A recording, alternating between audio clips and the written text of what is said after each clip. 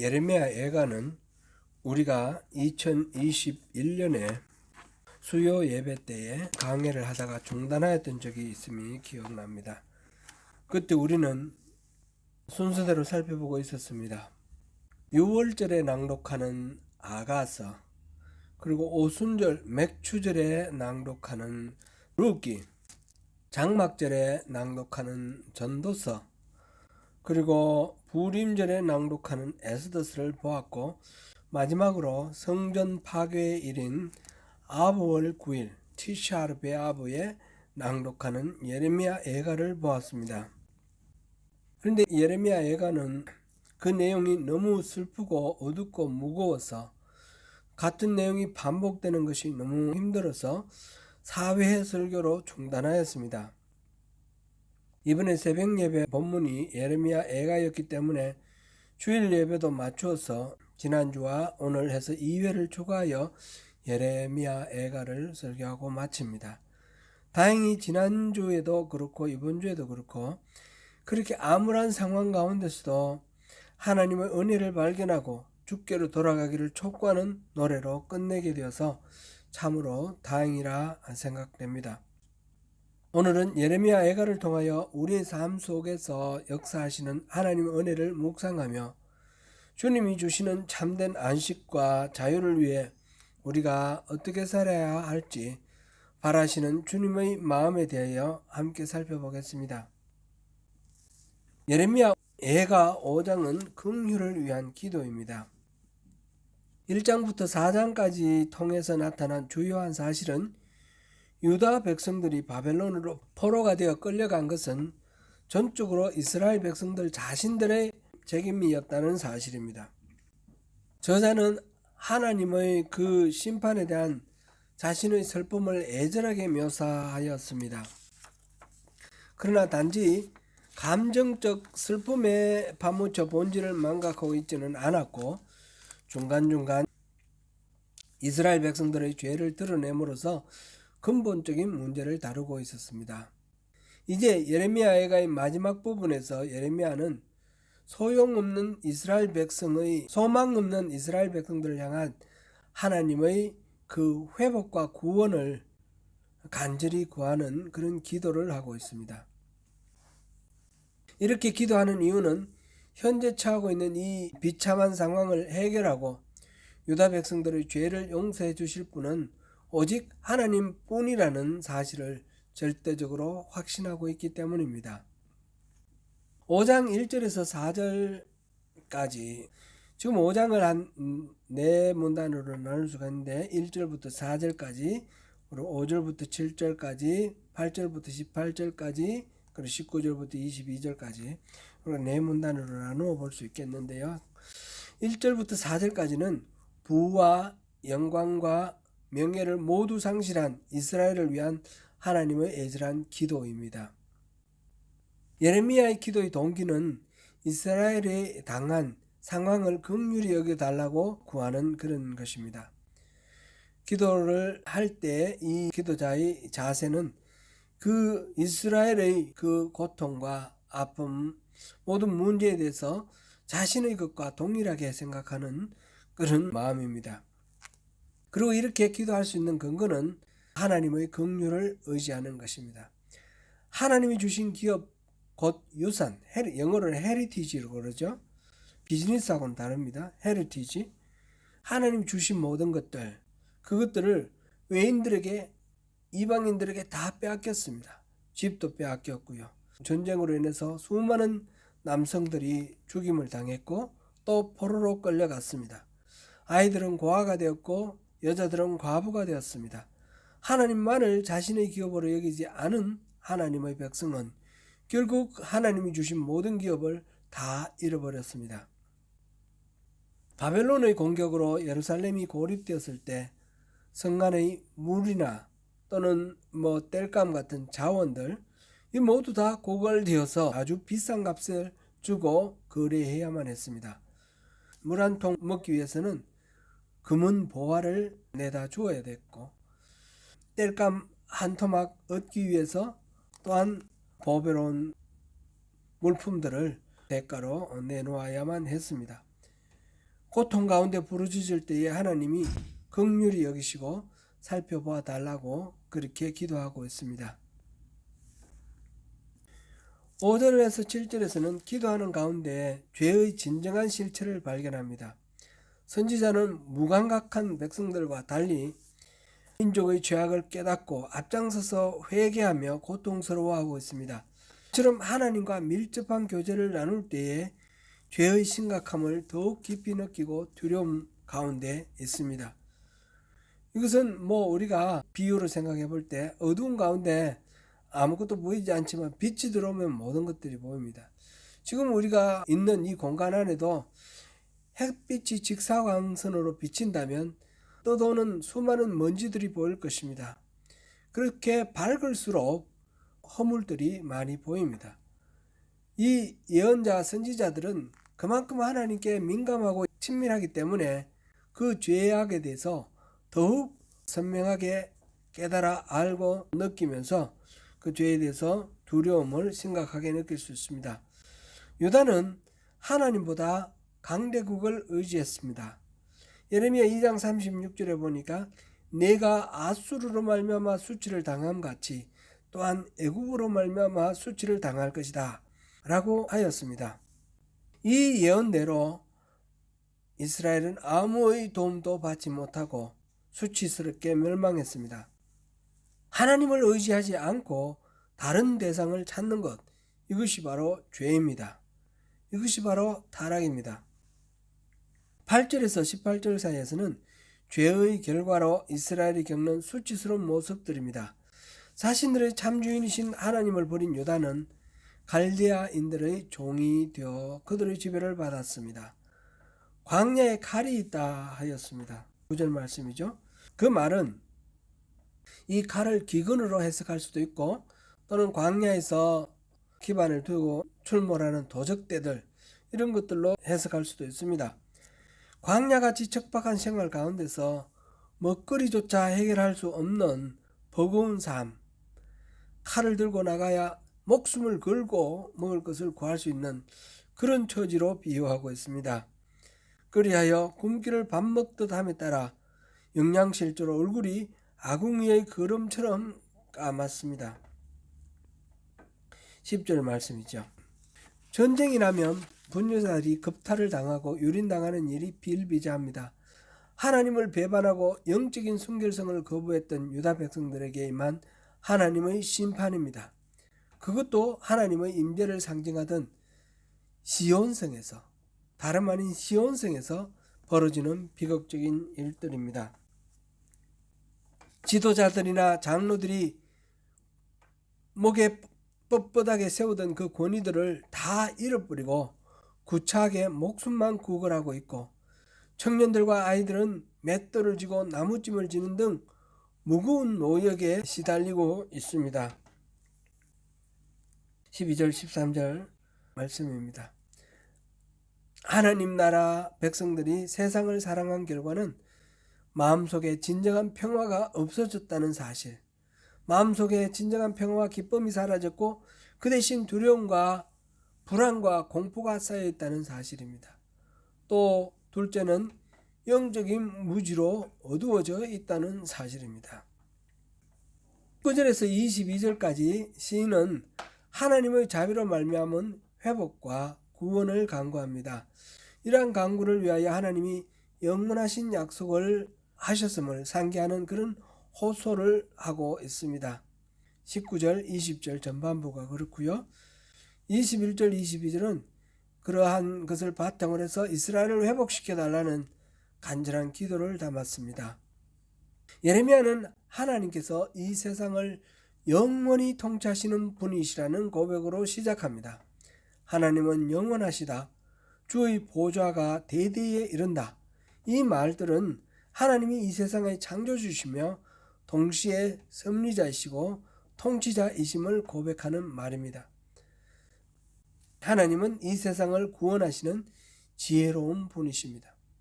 이스라엘 백성의 소망은 오직 하나님께로 돌아올 때만 가능합니다. 선지자는 이스라엘 백성들의 진정한 회복이 하나님의 주권적인 능력과 은혜로 가능함을 알려줍니다. 또한 이스라엘 백성들이 돌아오는 것도 하나님께 절대적으로 달려있다라는 사실을 고백합니다. 언약 백성들이 스스로 영적인 자각이 있어서 돌아오는 것이 아니라 하나님이 불쌍히 여겨서 인도해 주실 때에만 비로소 참된 회개로 나아갈 수 있습니다. 이것을 감리교의 그 웨슬리 목사님은 선지하는 은총이라고 말했습니다. 하나님의 선지하는 은총이 있을 때야 비로소 하나님의 백성들이 그것을 깨닫고 책임 있게 반응하는, 책임 있는 반응이 따르게 되는 것입니다. 잠깐 예레미야 31장을 보시겠습니다. 제가 가진 성경으로 1101쪽입니다. 예레미야 31장 18절에서 주는 나의 하나님 여호와이시니 나를 이끌어 돌이키소서, 그리하시면 내가 돌아오겠나이다, 이렇게 말했습니다. 오늘 본문에서 말씀하시는 것과 똑같죠. 예레미야 31장 32절 33절에서는 이렇게 말했습니다.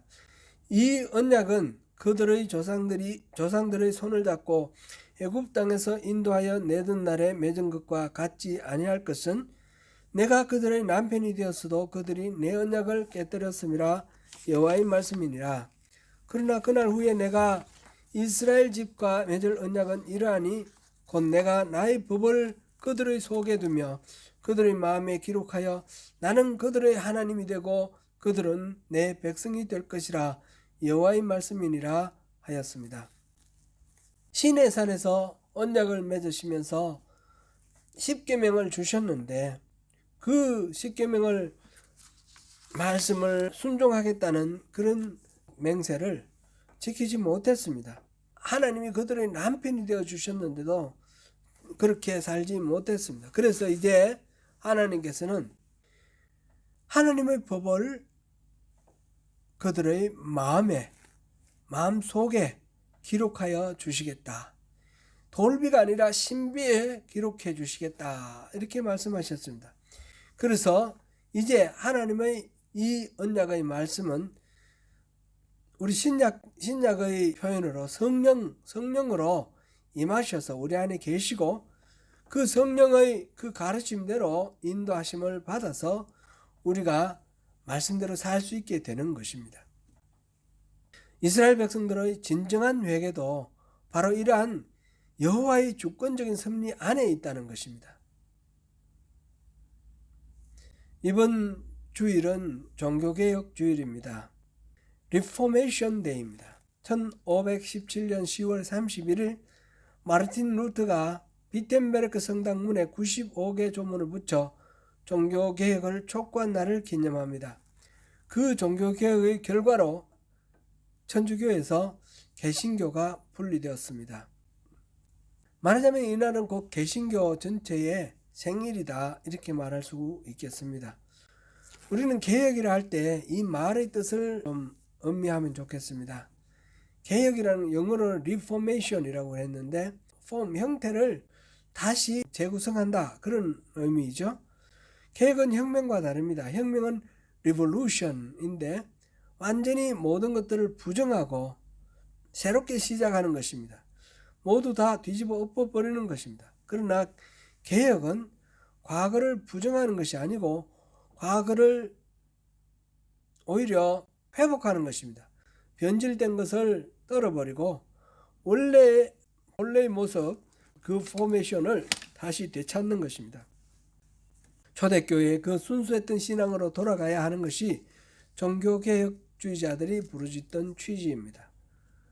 주후 4세기 로마 황제 콘스탄티누스가 밀라노 칙령을 반포하고 이 기독교를 로마 제국에서 불법화되어 있던 기독교를 합법화해서 믿을 수 있도록 자유를 줬습니다.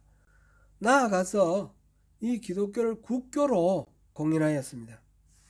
이제 그 이전까지는 예수를 믿기 위해서는 닷컴 같은 데 숨어서 예배하기도 하고 핍박받고 억압받는 그런 종교였는데 이제는 태어나면 누구나 다 기독교인이 되는 그런 상황입니다. 한편으로 보면 로마 제국의 그 억압 아래 있다가 제국 전체에 기독교를 공개적으로 당당하게 복음을 전하고 설교를 할 수 있는 그런 길이 열린 것 같아서 참 좋은 긍정적인 의미도 있습니다만은, 반면에 누구든지 다 태어나면 기독교인이 되니까 그 사람의 중심에 주님을 진정으로 주님으로 구세주로 믿느냐 하는 그 믿음과는 상관없습니다. 그러니까 진정한 의미에서는 믿음이 타락했고 복음이 희석되었으며 교회가 말하자면 오염되었다, 이렇게 말할 수도 있습니다. 이제는 로마 제국의 보험 밑에서 백성을 다스리는 권력기관이 되었습니다. 교회가 행하는 예배는 휘황찬란한 국가의식으로 변했고, 예배당의 모양은 요새 고딕 양식 이런 거 보면 하늘을 찌를 듯이 뾰족뾰족합니다. 그러한 성당을 짓게 되었습니다. 교회는 세속의 권력기관이 되었고, 교역자들은 주교, 추기경, 교황이 되어서 권력자가 되었습니다. 주후 13세기 이르러 교황 이노센트 3세는 이렇게 선포했습니다. 교황의 세력은 해와 같고 세상 임금의 세력은 달과 같다. 이처럼 교회의 세력이 커지자 교회 안에 부패가 스며들었습니다. 예수 그리스도의 사랑을 전하기 위해 세워진 교회가 무섭고 악독한 세상 권력이 되었고 착취하는 영주, 기득권 세력이 되었습니다. 이와 같은 상황 속에서 독일에서 태어난 사람이 마르틴 루터입니다. 그는 1517년 10월 31일 그가 섬겼던 비텐부르크 교회 정문 앞 게시판에 95개 조항의 항의문을 발표함으로써 종교개혁의 키치를 높이 들게 되었습니다. 루터가 항의문을 발표한 직접적인 동기는 그 당시 교황이었던 레오 10세가 베드로 성당을 건축하기 위해서 부족한 재정을 충당하기 위한 면죄부를 파는 데 대한 항의가 출발이었습니다. 모두 95개 조항에 나누었던 그 항의문의 문은 거기서 출발되었습니다. 면죄부는 어떤 죄를 지었을지라도 이것을 사기만 하면 면죄된다는, 죄가 면죄된다는 궤변인 것입니다. 루터는 우리의 죄가 면죄되는 것은 오직 예수 그리스도의 십자가 보혈의 은혜로 말미암는 것이다 라고 말하였고, 그 모든 근거는 오직 성령에 있으며 솔라 스크립투라, 오직 믿음에 있으며 솔라 피데, 오직 은혜에 솔라 그라티아에 있다라고 하였습니다. 종교개혁은 지금으로부터 507년에 일어난 역사적 사실이지만 엄밀히 말하면 종교개혁은 예레미야 시대 때도 있었고 요시야 왕 때, 히스기야 왕 때 있었습니다. 예수님 시대에도 종교개혁이 있었고 마르틴 루터 때도 있었으며 존 웨슬리 때도 있었습니다. 그리고 지금도 계속되어야 합니다. 예레미야 선지자의 가슴에 있는 슬픈 노래는 우리가 강의하다가 중단해야 할 정도로 너무너무 마음 아프고 고통스러운 노래였습니다. 왜 나라가 망하고 백성들은 죽고 포로로 끌려가고 분녀자들은 겁탈당하고 아이들이 강제노동을 당해야만 하였습니까? 하나님을 주인으로 섬기고 살아야 할 하나님의 백성들이 하나님을 떠나 우상을 섬기고 있었기 때문입니다. 세상을 섬겨야 할 교회가 세상 위에 군림하였기 때문에 마르틴 루터가 깃발을 들었던 그 일이 바로 종교개혁입니다. 오늘날 교회는 어떻습니까? 오직 하나님만 섬깁니까? 교회가 세상을 섬깁니까? 오늘날 또 교회는 하나님보다 돈을 더 섬기는 것 같고 권력을 더 섬기는 것 같습니다. 많이 모이는 교회, 목회자가 권위가 더 있어 보이고 재정이 많으면 더 영향력이 큽니다. 세상을 섬기지도 않고 세상 위에 군림하고 있는 것 같습니다. 오직 성경으로 돌아가야 합니다. 오직 은혜, 오직 믿음으로 돌아가야 합니다. 종교개혁은 역사 속의 유물이 아니라 오늘날 우리들이 짊어져야 할 과제입니다. 사랑하는 성도 여러분, 여호와께서 우리를 돌이키실 때 여호와께로 돌아가십시다.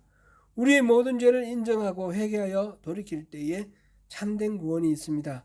하나님이 주시는 참된 평안과 자유가 있습니다. 그렇게 할 때 우리의 날들을 새롭게 하셔서 옛적 같게 하실 것입니다. 참된 계획이 이루어질 것입니다. 하나님이 우리를 인도하실 때에 감사함으로 따르는 가운데 주님이 주시는 영원한 안식을 누리는 저와 여러분이 되시기를 축원합니다. 아멘. 기도하겠습니다. 하나님, 오늘 종교개혁 기념주일입니다. 우리의 신앙이 매일매일 새로워져야 합니다. 주님, 우리 신앙이 모르는 사이에 타성해졌고 그냥 형식적인 그런 신앙으로 흘러갈 때가 있음을 정직하게 고백하며 우리 자신을 돌아봅니다. 주님, 우리는 이 예레미야 애가에서처럼 하나님 외에 다른 것들을 섬기고 다른 데서 살 길을 찾다가 다 망하여 고통스럽게 울부짖는 이 유다 백성들처럼 그렇게 어리석은 길을 걷지 않기를 원합니다. 주님께 의지하고 주님께로 나아가기를 원합니다. 주님 함께하여 주십시오.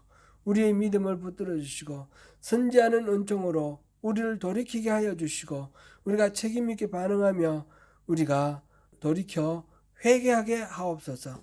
진정한 회개를 통해서 하나님 품 안에 들어가기를 원합니다. 우리를 통해서 주님께서 또 소원하시는 바 이 땅을 하나님 나라로 만들고 하나님 뜻이 이 땅에 펼쳐지는 그런 세계를 위해서 우리를 써주십시오. 우리가 기쁜 마음으로 동참하는 가운데 주님의 나라 그 참된 평강과 기쁨을 누리는 천국 백성으로 살겠습니다. 주님 그렇게 인도하여 주옵소서. 예수님 이름으로 기도드립니다. 아멘.